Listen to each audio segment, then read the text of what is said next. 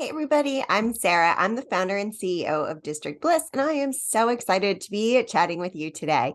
So, first of all, District Bliss is a community of introverted and extroverted entrepreneurs who are sick of that stodgy style of networking and really want to break free to build our businesses with ease.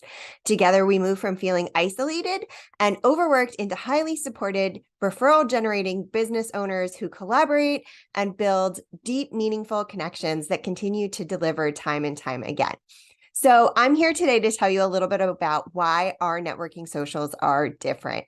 And I couldn't be more pleased to be back in real life as well as hosting virtual networking socials.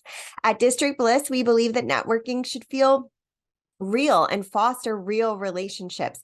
We are not here for that old boys club style of networking, and we are certainly not here for hard selling competitive attitudes.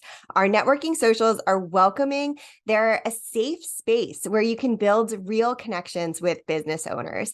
And through these events, we've seen long-lasting partnerships, collaborations, joint endeavors, and even friendships bloom. So hopefully I'll see you at our next networking social. Have a great rest of your day.